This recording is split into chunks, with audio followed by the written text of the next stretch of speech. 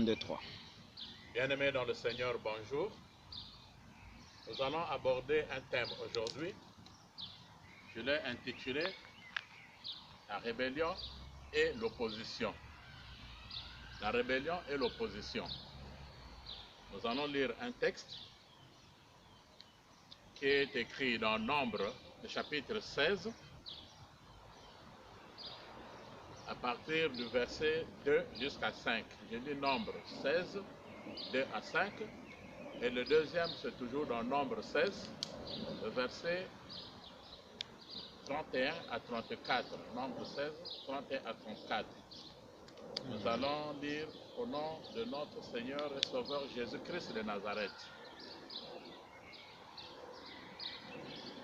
Ils se soulevèrent contre Moïse avec 250 hommes, des enfants d'Israël, des principaux de l'assemblée, de ceux que l'on convoquait à l'assemblée et qui étaient des gens de renom, donc de renommée.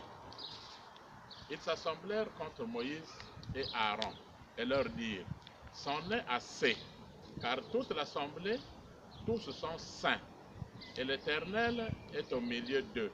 Pourquoi vous élevez-vous au-dessus de l'assemblée de l'Éternel? Quand Moïse a entendu cela, il tomba sur son visage, c'est-à-dire que face contre terre.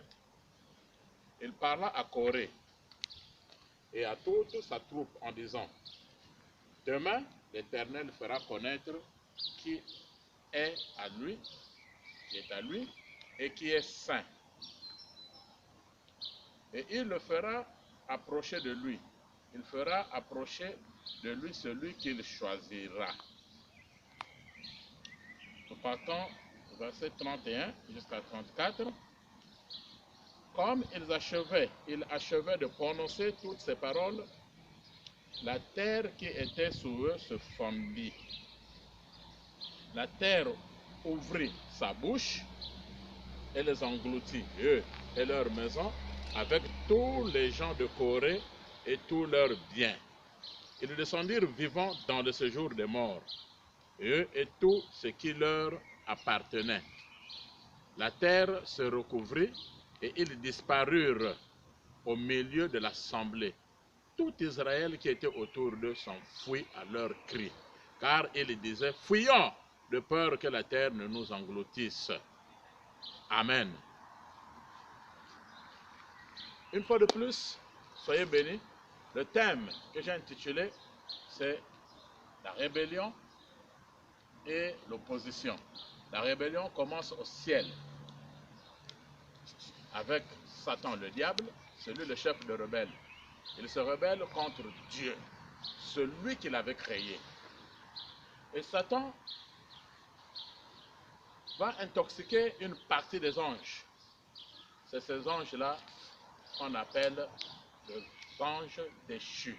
C'était d'abord des anges qui étaient bons, des anges normaux, et le fait de les précipiter, c'est pour cela qu'on les appelle les anges déchus, qui vient du verbe déchoir, c'est-à-dire que quelque chose qu'on appelle précipiter. Vous voyez, il fait sa rébellion contre notre Dieu, le Dieu qu'il a créé. Il en est de même aussi pour les gens sur la terre. Il y a des gens qui se rebellent, et généralement ça commence par une opposition. Je ne suis pas contre l'opposition, je ne suis pas un politicien, mais l'opposition que nous voulons, c'est une opposition pacifique. Là où les gens peuvent parler, peuvent donner leurs paroles, on les écoute et on trouve des solutions.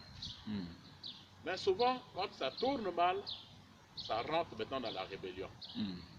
Et dans la rébellion, je vais vous apprendre, et peut-être que pour certains vous connaissez bien, que la plupart des rébellions, surtout en Afrique, ça se passe où? Dans des forêts.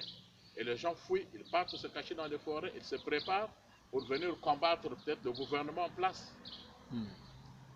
C'est à tout risque et péril. Parfois, ils peuvent ne pas prendre ce pouvoir en question. Et quand ils rentrent dans des forêts, ils ne rentrent pas main vide. C'est toujours accompagné des armes à feu, soit des armes blanches, et ça finit toujours par s'entretuer. Il y a des morts de part et d'autre. Donc la rébellion en elle, en soi, n'est pas bonne. Ça vient déjà du diable. Et je donne ce thème aujourd'hui. Je ne prêche pas, mais je suis en train de donner un enseignement. C'est pour cela que vous allez avoir un peu de versets bibliques. Peut-être 5, 6 ou 7, c'est un enseignement. Donc ceux qui se rebellent, ils rentrent dans des forêts. Et dans la forêt, vous savez que ceux qui vivent dans la forêt, ce sont des animaux. Et généralement, quand ils rentrent dans des forêts, ils vont acquérir aussi les comportements des animaux. Quand ils sortent de là, de la rébellion, se tuer, piller, violer. Quand je parle de problèmes de viol, je regarde les pauvres femmes qui sont violées à chaque fois, que ce soit du côté de la rébellion, que ce soit du côté des militaires. Je n'ai jamais vu une femme qui est rebelle, qui a pris toute une troupe pour dire nous allons nous rebeller et qui va sortir pour venir chercher le pouvoir. C'est souvent des hommes. Et quand on sort de la forêt, ou ceux qui sont aussi des militaires, qui travaillent avec le gouvernement en place, ils ont pour une arme qu'ils appellent l'arme de guerre, donc la femme, le viol massif. C'est ce qui se passe au Congo à l'Est. C'est ce qui se passe un peu partout, au Burundi, au Rwanda, au Congo, dans les deux Congos. Il y a des viols partout, on ne se le cache pas, on se dise la vérité. Et ça vient d'une rébellion. Et généralement, les gens qui sortent de la rébellion, quand ils prennent le pouvoir, au lieu de venir régler le problème du peuple, ils vont commencer maintenant à régler des comptes personnels, des règlements de comptes. Il faut tuer. Ils ont eu quelque part des brouilles avec une personne, ils se sont disputés une femme, ils se sont disputés une parcelle, on vient, on te tue, parce que justement, la personne avait gardé dents. C'est ça le but de la rébellion. Et souvent des rebelles, quand ils sortent, ils prennent le pouvoir, ils vivent toujours dans la peur. Parce que je connais même un rebelle qui avait tiré sur sa propre silhouette, juste parce qu'il avait peur. Ils sont prêts à tirer, prêts à tuer, prêts à violer une femme qu'il appelait maman, madame, il appelait ma soeur, comment tu vas? Dès qu'il a pris l'arme, il a tout oublié. Ça devient maintenant, oh toi, passe ici, viole. Qu'est-ce que les femmes ont fait? C'est une lâcheté. C'est toute une lâcheté. C'est pour cela que la rébellion n'est pas bonne.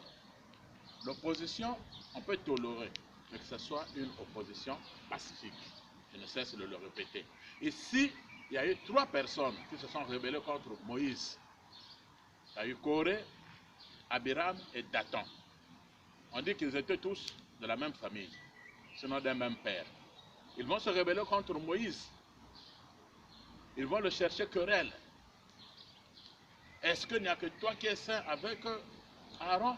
Nous aussi nous sommes des saints. C'est ce qui se passe dans des églises aujourd'hui. Nous aussi nous sommes des saints. On peut commander. Or le commandement vient de Dieu. Dieu savait bien que Moïse était un bègue. Mais il pouvait bien prendre Aaron. Ou il pouvait dire, écoute Moïse, maintenant tu ne peux plus bégayer, c'est fini, je suis Dieu, j'enlève ça. Mais il avait gardé bègue pour que Moïse sache qu'on ne peut pas faire l'œuvre de Dieu seul. Vous voyez?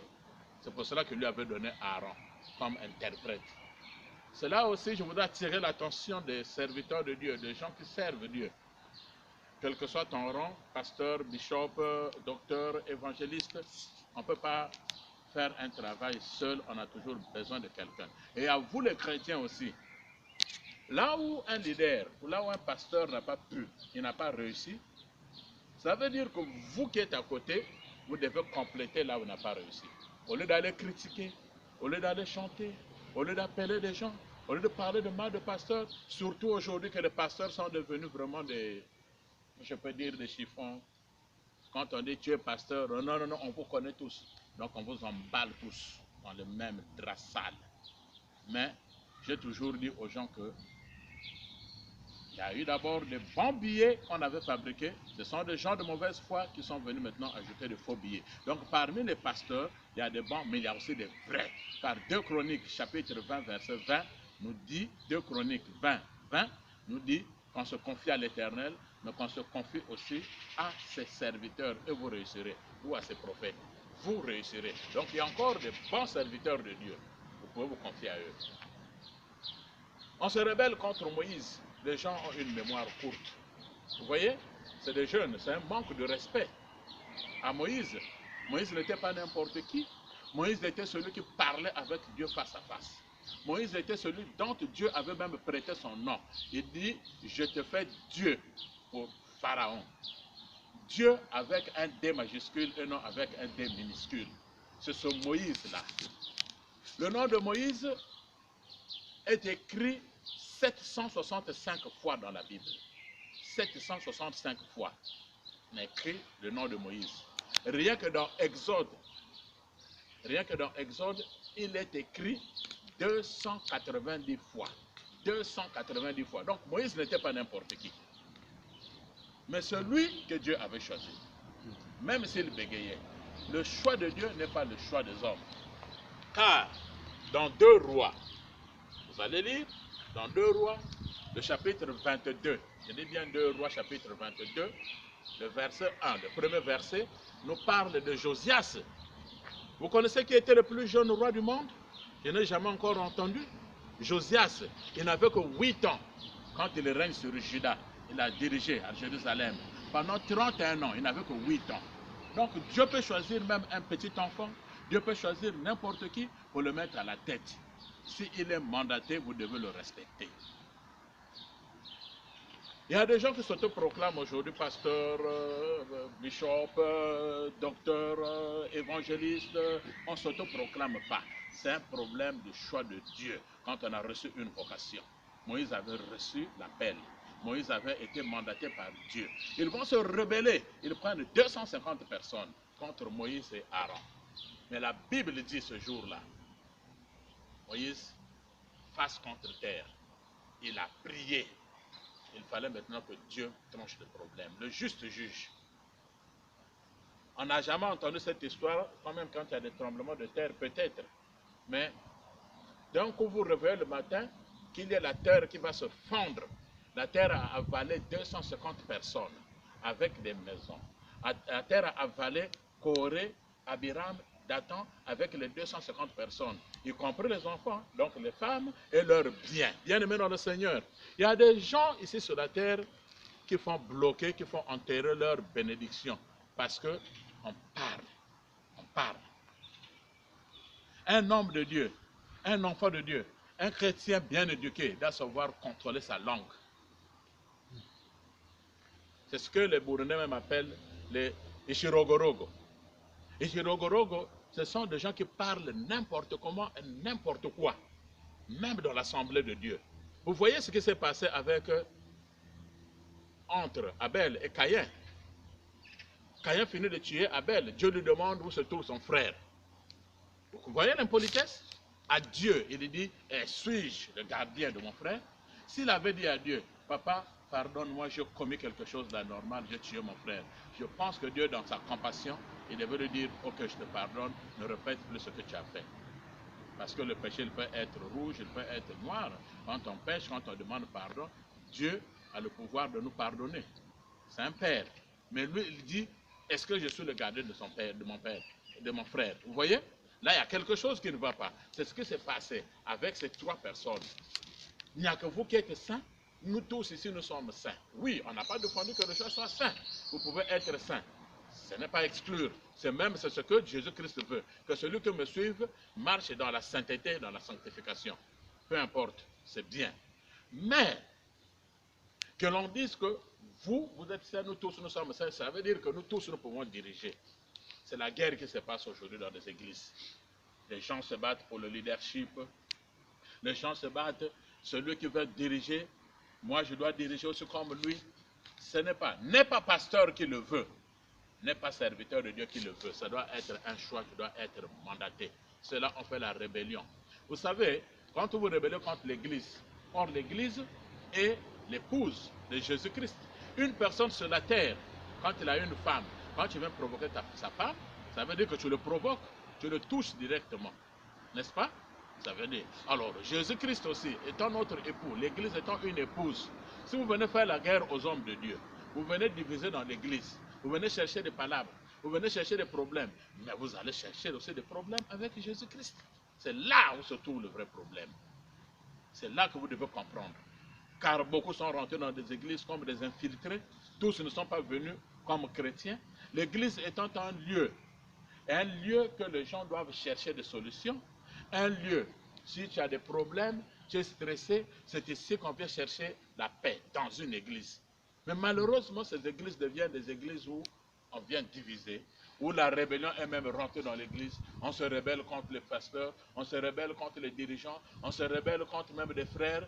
Celui qui a dirigé hier n'arrive pas à diriger. On lui dit, bon, mets-toi un peu à l'écart, on peut passer aussi les autres. Ça devient la rébellion qui commence. Vous voyez? Et quand on le sanctionne, il va commencer à crier, appeler les gens pour quitter cette église. Il faut quitter cette église, l'église n'est pas bonne. On rentre maintenant dans l'intoxication, intoxiquer des chrétiens, intoxiquer surtout les nouveaux chrétiens. Il faut sortir de cette église-là, il faut vider. Et quand cette personne entend de parler qu'il faut vider les églises, lui-même il ne quitte pas cette église. Il reste là, juste parce qu'il a une mission. Nous avons reçu une mission de prêcher la parole, d'enseigner. J'ai toujours dit ça, excusez-moi, qu'il est très difficile d'enseigner dans l'église que d'enseigner dans les écoles. Parce que dans les écoles, avant de venir, on demande d'abord un cursus, on regarde le niveau même d'études. Mais dans l'église n'est pas un dépotoir.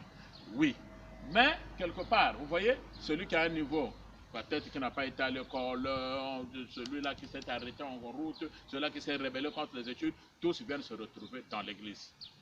Je n'en disconviens pas. Même parmi les apôtres de Jésus-Christ, tous n'étaient pas intellectuels, il y avait aussi des pêcheurs de poissons, comme les Pierre, comme les gens qui pêchaient du poisson, mélangés avec des intellectuels comme des Matthieu. Vous voyez, mais ils ont travaillé tous ensemble.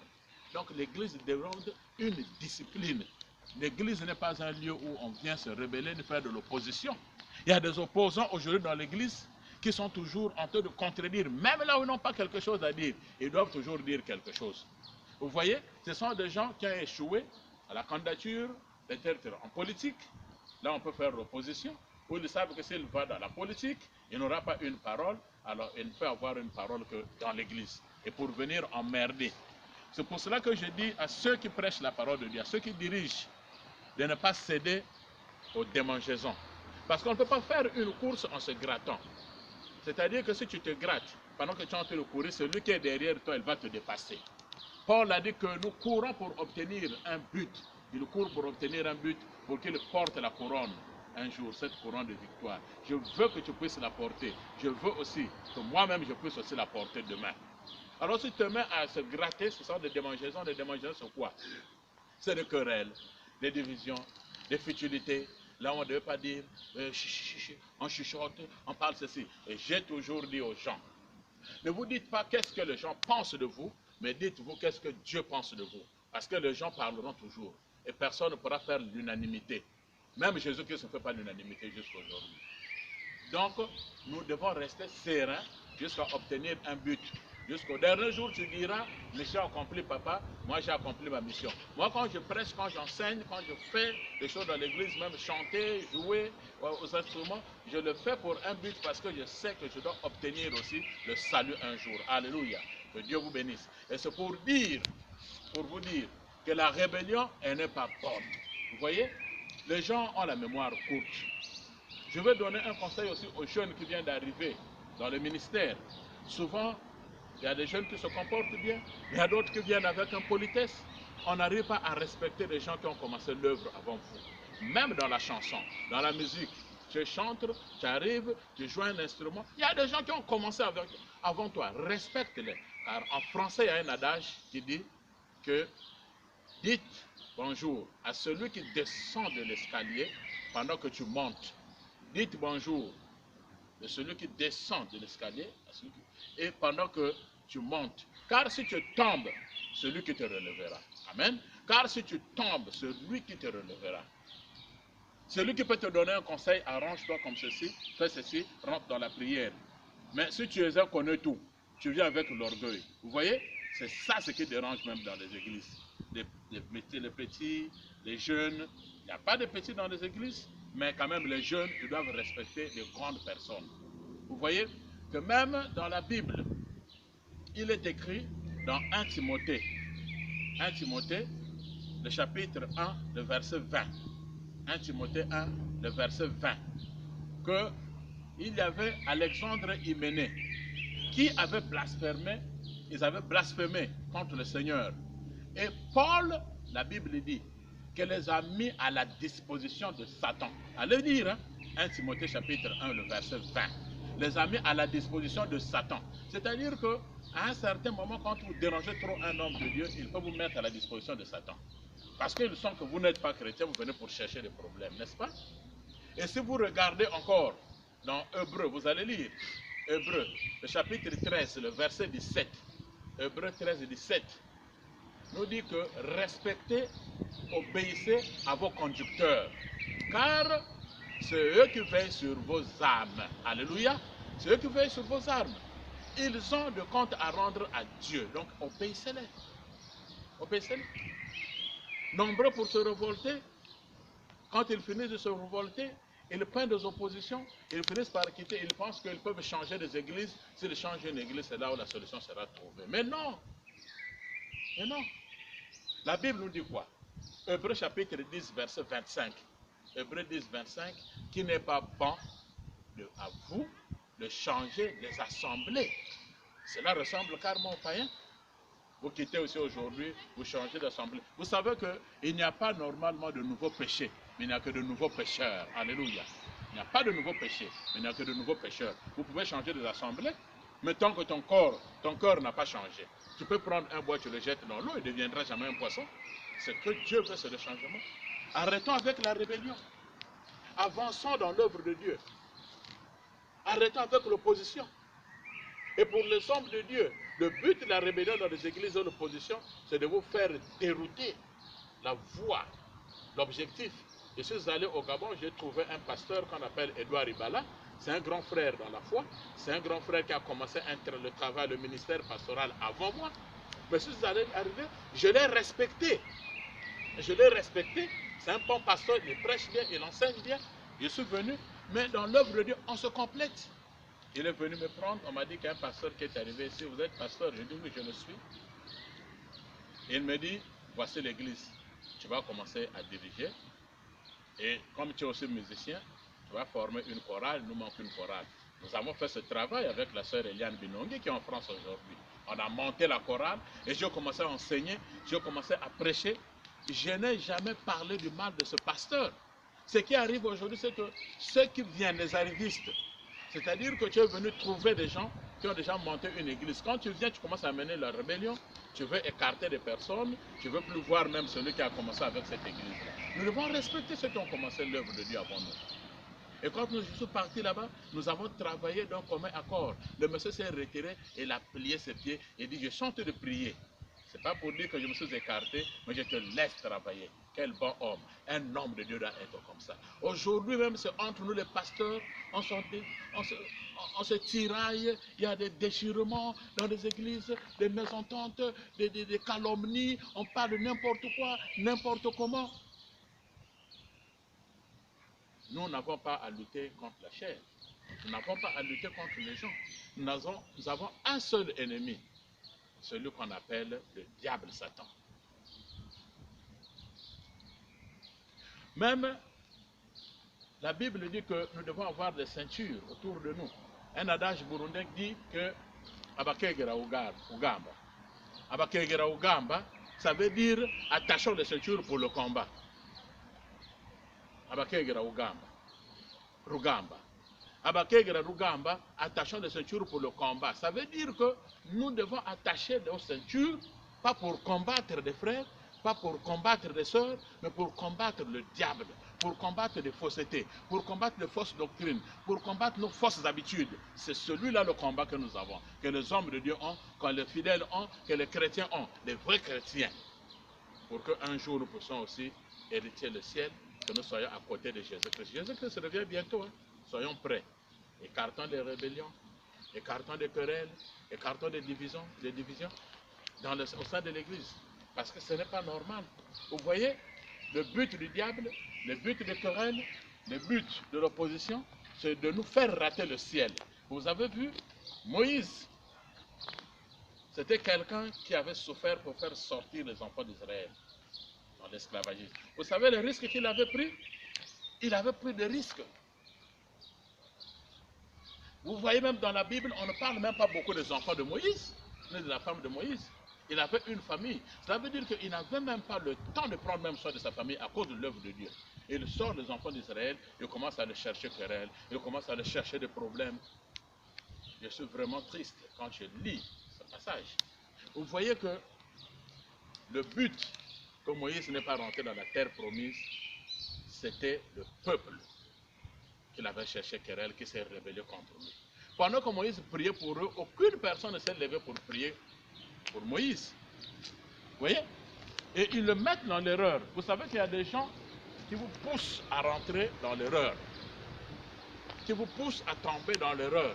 Quand tu tombes dans l'erreur, tu n'as pas de compte à rendre à eux, tu as de compte à rendre à Dieu. C'est pour cela que je vous dis, serviteurs de Dieu, soyez au-dessus de la mêlée, ayez des têtes sur les épaules, avec les deux pieds bien debout, dans la foi, pour qu'on puisse réussir ensemble. Et des chrétiens aussi, je vous le demande, que nous soyons tous tissés pour une œuvre, que nous soyons tous soudés pour une œuvre, afin que nous puissions hériter le royaume des cieux. Moïse ne peut plus rentrer, parce que justement, vous connaissez la cause?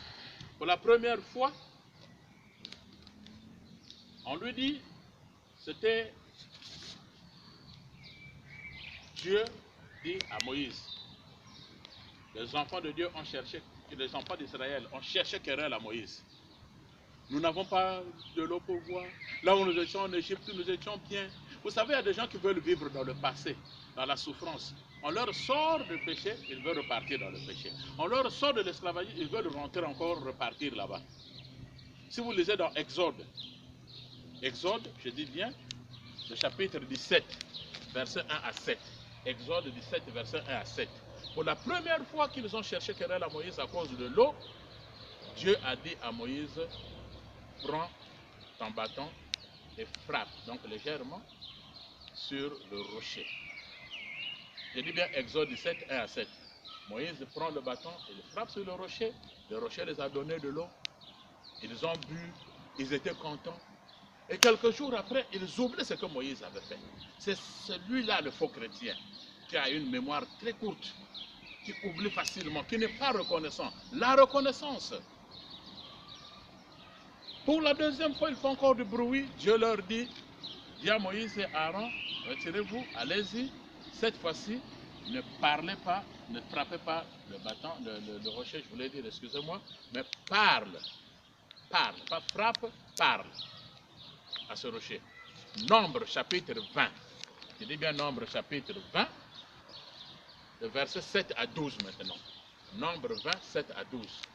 Tellement qu'il parlait, tellement que tous étaient en train de chercher querelle, ils ont fait une rébellion. Ils ont fait donc ce qu'on appelle une opposition. Donne-nous de l'eau. Tu nous as fait sortir là-bas. On pouvait boire de l'eau. On pouvait donner de l'eau à nos animaux. Maintenant que nous sommes en train de souffrir ici, Moïse prie maintenant de précipitation. Il prend la verge. On lui avait dit de parler. Alors il a dérouté, il a frappé fortement 2 fois sur le rocher. Et le rocher a donné l'eau en abondance. Ça n'a pas plu à Dieu. Si vous rentrez dans 1 Corinthiens, nous poussons maintenant dans le Nouveau Testament, 1 Corinthiens, le chapitre 10, verset 1 à 4. 1 Corinthiens 10, 1 à 4 nous dit que les enfants d'Israël sont passés par la mer, ils ont été baptisés par Moïse. Le baptême en Moïse, c'est le fait de passer la mer à sec. Mais le verset 4 nous dit qu'ils buvaient à un rocher qui le suivait, et ce rocher était Christ. Alléluia. Et ce rocher était Christ. Donc, au fait, Moïse n'avait pas frappé sur le rocher, simplement il avait frappé sur le Fils de Dieu. C'est pour cela que Dieu était fâché. Et l'eau est sortie en abondance, pas comme le premier rocher. Vous voyez? C'est pour dire qu'ils ont fait dérouter donc la destination de Moïse à cause des palabres, à cause de la querelle, à cause de la rébellion. Moïse a raté sa destination. La Bible nous dit que Moïse s'est retiré. Il a vu de l'autre côté du Jourdain. Donc ils étaient presque arrivés. Vous allez lire dans Deutéronome, je dis bien Deutéronome, le chapitre 23. Deutéronome, chapitre 3, pardon, je voulais dire, excusez-moi. Deutéronome 3, 23 à 28. Deutéronome 3, 23 à 28. Vous allez comprendre qu'il y a eu une conversation entre Moïse et Dieu. Moïse a supplié Dieu que permets-moi au moins que je rentre de l'autre côté. Il a bien vu le Jourdain. Dieu l'a dit, viens Moïse. Il a fait voir de l'autre côté. Donc c'était la terre promise. Il a dit, tu as vu, oui. Tu as contemplé les belles montagnes de Liban, mais tu ne vas pas rentrer. Choisis un successeur. Ça fait pitié. Lisez ça très bien. Deutéronome 3, versets 23 à 28. Et Moïse dit aux enfants d'Israël que c'est à cause de vous que je vais rater maintenant de rentrer dans la terre promise. Vous voyez? À cause de leur bruit, de leur rébellion, ils ont fait rater Moïse sa destination. Jusqu'à ce que Moïse a prié le Seigneur, je dis bien 515 fois. 515 fois. Nous allons nous dire, où est-ce que le pasteur a trouvé ces 515 fois? Eh bien, 515 fois, en hébreu, je voulais dire, en hébreu, la phrase dont Dieu dit à Moïse, j'en ai assez, ne me parle pas de cette affaire. J'en ai assez de cette affaire. J'en ai assez, si vous le prenez en hébreu, vous le mettez en hébreu, ça donne Faye Chanal. Faye Chanal, on peut prendre des chiffres en hébreu et les transformer en lettres, ou on peut prendre des chiffres, des lettres en hébreu pour les transformer en chiffres. Mais ça se comprend. Donc Faye Chanal, en hébreu, si vous le mettez en chiffres, ça donne 515 fois. Pour que Dieu dise, Faye Chanal, donc j'en ai assez, cela veut dire que Moïse avait demandé 515 fois à Dieu, avait supplié, l'Éternel dit j'en ai assez. Et pourtant, c'est lui qui lui avait donné même de prêter le nom de Dieu pour Pharaon. Vous voyez, comme il avait frappé sur son fils, frappé sur le rocher a donné l'eau en abondance. Vous voyez que Jésus-Christ sortait même dans l'Ancien Testament. Les apparitions de Jésus-Christ dans l'Ancien Testament, on l'appelle en théologie la théophanie. Théophanie. Donc Jésus-Christ apparaissait en forme de rocher, en forme de l'ange de l'Éternel. Il va rater sa destination. Combien de personnes ont raté leur destination aujourd'hui? Rattrapez-vous. Je parle des gens, peut-être des serviteurs de Dieu qui sont morts, qui n'ont pas vu leur accomplissement à cause du bruit, et de ceux qui ont déposé, qui ont abandonné même l'œuvre de Dieu. Je sais que maintenant, il y a des gens qui sont refroidis, qui ne veulent même plus continuer l'œuvre de Dieu parce qu'ils ont entendu beaucoup de choses. Je vous demande d'avoir le courage. Et l'opposition que nous sommes en train de parler aujourd'hui, il y a des gens qui font l'opposition. L'opposition. Mais l'opposition aussi, on peut la croiser dans la société. L'opposition de la bonne santé, c'est la maladie. L'opposition du mariage, c'est le divorce. L'opposition de la sainteté, c'est le péché. L'opposition du travail, c'est le chômage. Vous voyez? Il y a des oppositions partout. L'opposition s'est faite avec le coronavirus qui est venu, qui a bloqué tout. Les gens qui sont morts de coronavirus, ils étaient là, ils ont fait des projets. En 2020, nous allons voir tel projet se réaliser. Mais les projets là sont partis où? Parce qu'il y a eu une opposition d'une maladie qui est venue et ça a détruit toute leur vie. C'est pour vous dire que soyons unis pour faire l'œuvre de Dieu. Laissons des discussions banales. Jésus-Christ revient bientôt. Nous devons nous lever pour faire l'œuvre de Dieu. La rébellion, l'opposition, mettez ça hors. À l'église, au sortir de ce confinement, je suis sûr que beaucoup vont changer parce que ça nous a beaucoup éduqués. Ceux qui sont morts là, c'était des gens comme toi et moi. Et pourquoi ils sont morts? Ce n'est pas parce qu'ils ont péché, cela est mal la volonté de Dieu. Toi qui es resté, pourquoi tu es resté? Il y a des gens qui se rebellent même contre Dieu. Quand il dit, fais ce travail-là dans l'église, je te donne ce travail, et il dit non, non, non, moi pour que je travaille avec le Seigneur, on ne travaille pas pour le Seigneur, mais on travaille avec le Seigneur. Pour que je travaille avec le Seigneur, moi il me faut que je règle d'abord ma situation. N'est-ce pas une rébellion? C'est une rébellion. Vous voyez? On se rebelle contre Dieu, on se rebelle contre les autres, on se rebelle contre l'église. L'église, corps du Christ, nous devons être prêts pour que nous puissions croiser Jésus-Christ dans les airs. Jésus-Christ arrive bientôt. Arrêtons avec cette barbarie, de la rébellion dans les églises, de l'opposition, parler du mal des autres, parler du mal des pasteurs. À la place de parler du mal des pasteurs, parler du mal d'un chrétien, parler du mal d'un frère, d'une soeur. Parle de Jésus-Christ. Nous avons eu la grâce d'avoir des téléphones et tout. Prenez le téléphone, commencez à appeler les autres. Il y a des rébellions qui se passent même dans des foyers où la femme se rebelle contre le monsieur contre l'homme, contre la femme, je voulais dire. Il y a des rébellions aussi des enfants, surtout les enfants qui viennent en Europe.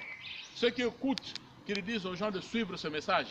Ces enfants qui viennent en Europe, quand ils connaissent un peu leurs droits, alors ils se rebellent maintenant contre les parents. Je parle d'un tout petit peu, j'appelle la police. C'est une rébellion, une sorte de rébellion. Mais la rébellion dans l'église, je vous dis d'arrêter cela parce que ça apporte des grandes malédictions. Alléluia. Je vais aller vers la fin, nous chutons vers la fin. Vous voyez même, les hommes de Dieu sont différents. Chacun a sa grâce et chacun a sa force spirituelle que Dieu donne. Vous voyez des militaires? Si vous voulez voir la force d'un militaire, le plus grand militaire, tous sont habillés en tenue. Mais parmi les militaires, il y a des moins gradés, il y a des hauts gradés. Vous allez reconnaître le militaire qui est gradé ou qui est moins gradé sur les épaules, par les galons. Donc quand les hommes de Dieu sont là, chacun de nous ou chacun d'eux ont reçu la grâce de Dieu et une puissance de Dieu. Tous ne sont pas les mêmes. Alléluia. C'est pour vous dire que cette rébellion doit s'arrêter. Cette rébellion doit s'arrêter parce que quand vous provoquez les hommes de Dieu, vous êtes en train de bloquer l'œuvre de l'Église, vous bloquez donc Jésus-Christ. Or, Jésus-Christ, on ne le bloque pas. C'est pour cela que nous devons changer notre manière de voir les choses. Nous devons donc nous approcher de la face de Dieu. Celui qui s'est rébellé contre les hommes de Dieu, celui qui s'est rébellé dans l'Église. Et je parle aussi des pasteurs, parce que les pasteurs, les hommes de Dieu, ne vous dites pas parce qu'ils sont en train de diriger, donc tout doit être des bénis, oui, oui. Quand tu dis quelque chose, oui. Quand tu dis quelque chose, non. Si vous avez quelque chose, une suggestion, vous venez voir l'homme de Dieu, vous allez voir un frère, vous priez et vous trouverez toujours une solution.